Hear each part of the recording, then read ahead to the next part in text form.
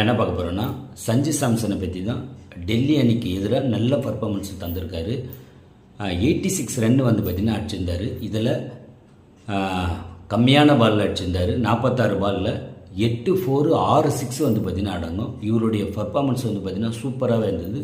200 strike ரேட்டில் வந்து பார்த்திங்கன்னா இருந்தது.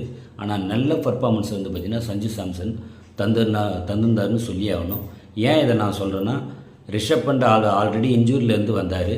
ஆனால் ஒரு பக்கம் வந்து பார்த்திங்கன்னா சஞ்சு சாம்சன் இந்த மாதிரி கீப்பிங்கில் பேட்டிங்கில் பர்ஃபார்மன்ஸு நல்ல மெச்சூரிட்டி வந்து தெரியுது. இது 20 ஓவர் உலகக்கோப்பைக்கு வந்து பார்த்திங்கன்னா ஜூன் மாதம் நடக்க போகுது. இவருடைய பர்ஃபார்மன்ஸ் வந்து பார்த்திங்கன்னா முக்கியமாக தேவை இந்தியன் அணிக்கு பொறுத்தளவுக்கு. அதனால் சஞ்சு சாம்சன் வந்து பார்த்திங்கன்னா இந்த மாதிரி விளையாடுறதுக்கு இந்தியன் டீமுக்கு வந்து பார்த்திங்கன்னா முக்கியமாக வந்து பார்த்திங்கன்னா தேவைன்னு நம்ம சொல்லி ஆகணும். இதில் ரிஷப் பண்டா சஞ்சு சாம்சனாக பிளேயிங் லெவலில் இருக்கணுன்றதை நீங்கள் யாருன்றதை கமெண்ட் செக்ஷனில் கமெண்ட் பண்ணலாம்.